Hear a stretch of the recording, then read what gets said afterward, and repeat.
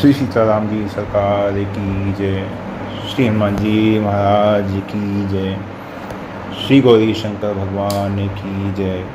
श्री अयोध्या धाम की जय। श्री सरयू महारानी जी की जय। सब संतन की जय, सब भक्तन की जय। जय जय श्री सीताराम।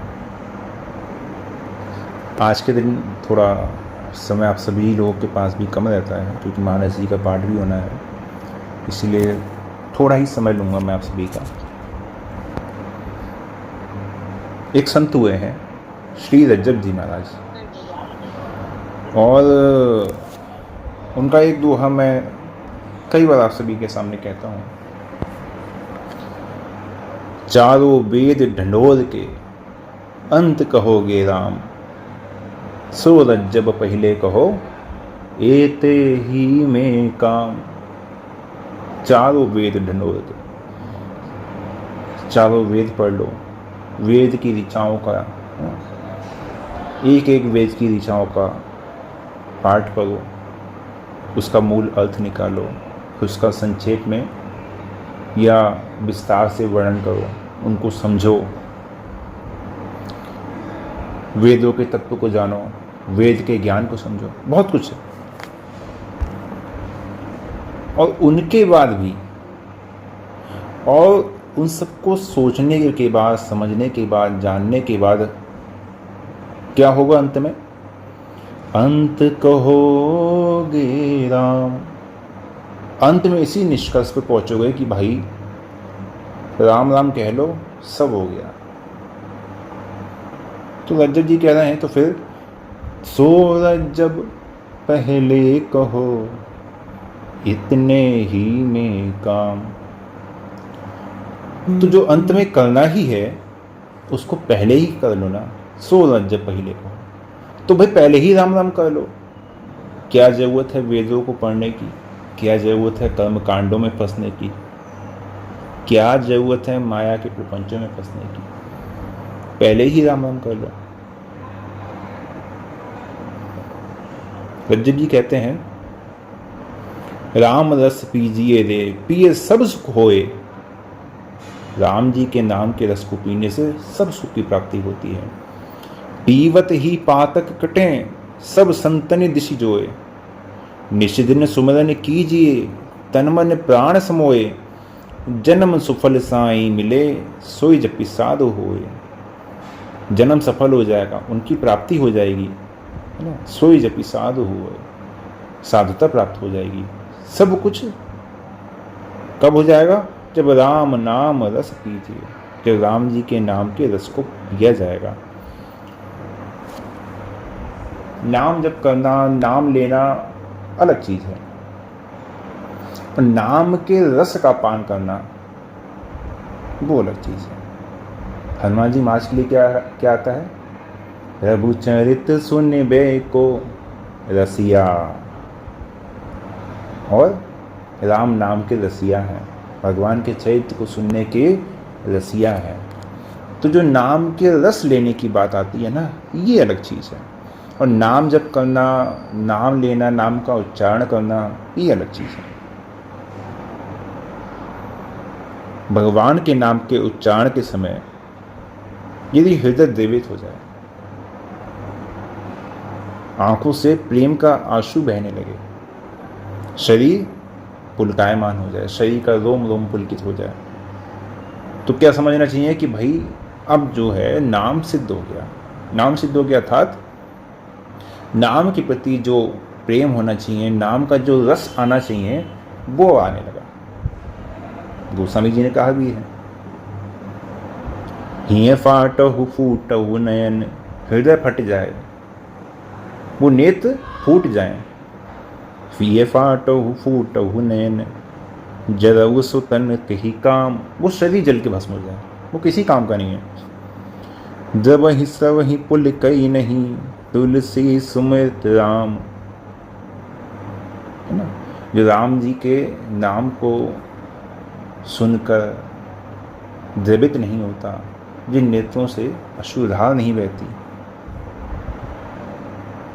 और राम जी ने भी कहा है, मम गुण गावत पुलक शरीरा, गद गद गिरा नयन बह नीरा।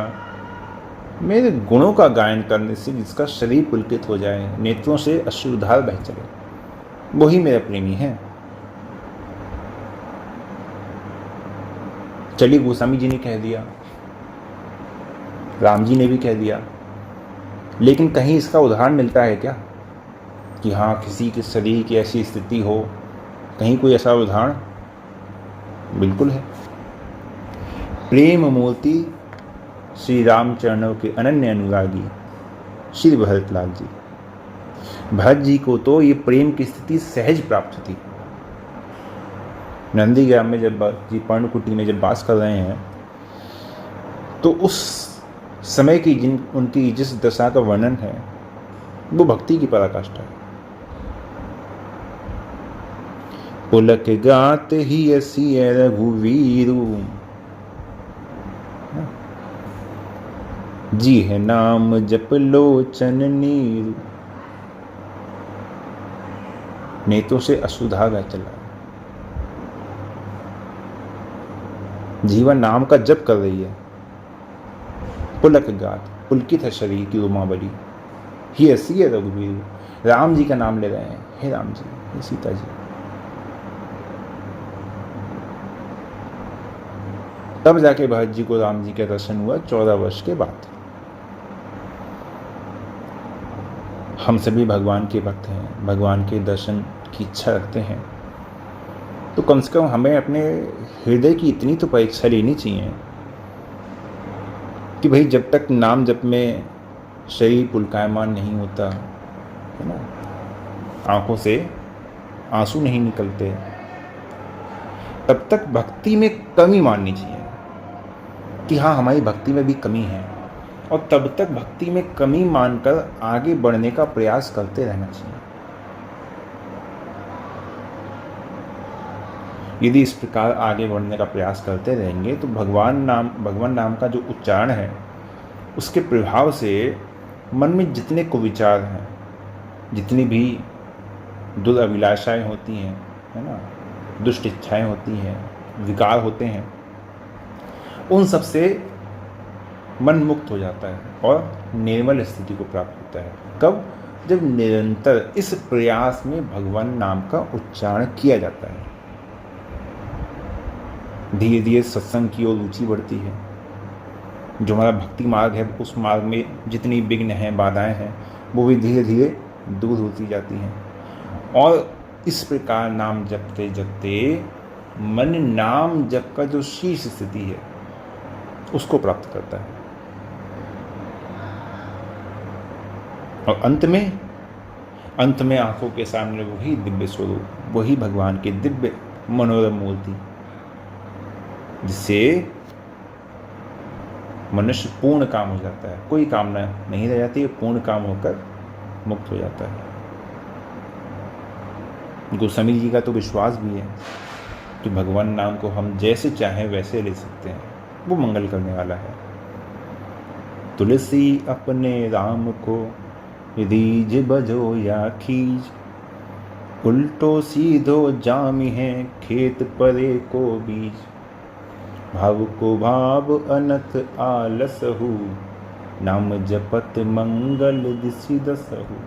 किसी भी प्रकार से लिया जाए, चाहे बीज सीधा पड़ रहा हो, उल्टा पड़ रहा हो, भाव से पड़ रहा हो, कुभाव से पड़ रहा हो, वो मंगल करने वाला होता है। तो मुक्ति तो वो आपको दे ही देगा। वो मुक्ति राम भजत सोई मुक्ति गुसाई, अन इच्छित आवई वर आई। राम जी का नाम गंगा जल के समान पवित्र है। जैसे गंगा जल है ना, वो मरने वाले की यदि खोपड़ी पे भी डाला जाए, भले इसको शरीर पे ना डाला जाए, उसी के सर पे खोपड़ी पे डाल दिया जाए, तो भी उसको पवित्र कर देता है। वैसे ही जो नाम रूपी गंगा जल है, ये नाम जापक का जो मस्तिष्क है, बुद्धि है, उसमें आकर जितने जन्म जन्मांतर के संचित उसके जितने विकार हैं, उन सबको दूर कर देता है। भगवान नाम का आप कभी भी उच्चारण कर दें तो उच्चारण करते समय मन में ये भावना आनी चाहिए कि हमारे जितने पाप ताप है ना, दुष्विचार हैं वो धीरे धीरे दूर हो गए। विचार करना चाहिए कि धीरे धीरे दूर हो गए हैं, क्योंकि वास्तव में ऐसा हो जाता है। हम उनको छोड़ना नहीं चाहते, इसलिए बार बार उनका आभास हमें भयभीत करता है। लेकिन सत्य तो यही है कि नाम लेते ही पाप नष्ट हो जाते हैं। तो ये भाव रखना चाहिए कि हमारे जितने पाप हैं वो सब पाप हमारे नष्ट हो गए हैं, और आगे किसी भी प्रकार के पाप का, किसी प्रकार का बुरा कर्म हमसे ना हो, इसका हमें ध्यान रखना चाहिए। इसके लिए प्रयास करना चाहिए। तभी जो नाम का महात्म्य है, तभी जो नाम का प्रभाव है वो समझने में आएगा। और नाम का जप करते हुए हम भगवान का जो चरित्र है, भगवान के चरित्र का ध्यान करें, भगवान की लीलाओं का ध्यान करें, भगवान की लीलाओं का चिंतन करें। ये नाम के प्रभाव को अनुभव करने का सरल मार्ग है। वैसे तो ठीक है, नाम जब चल रहा है, हमारा मन कहीं है, झाड़ू भी लग रही है, खाना भी लग रहा है, खाने में मन है, या कहीं बैठे हैं, अब जीवा तो चल रही है लेकिन मन कहीं और है। मन हमारा कहीं बिजनेस में लगा हुआ है, कहीं पढ़ाई लिखाई में लगा हुआ है, वो चीज़ अलग है। लेकिन जब नाम जीवा से लिया जा रहा है और चित्त भी भगवान में लगा हुआ है, तब वहाँ प्रभाव अलग होता है। तो इस प्रकार को जो नाम जप है उसको अपने जीवन में उतारने का प्रयास कीजिए, तो हमारा कल्याण सरल होगा, सहज होगा, और हमारी भक्ति भी शीघ्र ही फल देने वाली होगी। बाकी तो हमारे रघुनाथ जी कल तुम और सब कुछ करने में समर्थ है। जो चैतन्य कहें जड़ करे, जड़ ही करे चैतन्य, अस समर्थ रघुनायक ही भज ही जीव ते धन्य। और आप सभी भगवान के भक्त हैं, आप सभी धन्य हैं। कोई भी भगवान का भक्त ऐसा नहीं है, कोई छोटा, कोई बड़ा, कोई ऊंचा, कोई नीचा। जितने भगवान के भक्त हैं सब पूजनीय हैं। सो कुल धन्य उमा सुनु, जगत पूज्य सुपनीत, श्री रघुवीर परायण जेहि नर उपज विनीत। शंकर जी भी माता पार्वती के सहित हर उस कुल को प्रणाम करते हैं जिसमें राम जी के भक्त उत्पन्न होते हैं, जिसमें राम जी के भक्त का जन्म होता है। इसलिए आप सभी परम पवित्र हैं, परम धन्य हैं। लेकिन नाम जप में जो भी सावधानी है, जो भी एक बात मैंने आज आप सभी को समझाने का प्रयास किया, उसको अपने अभ्यास में, अपने जीवन में लाने का लोग एक बार प्रयास अवश्य कीजिए। और क्योंकि समय आज के दिन कम रहता है, इसलिए मैं वाणी को ही विश्राम देता हूँ। जय जय श्री सीताराम।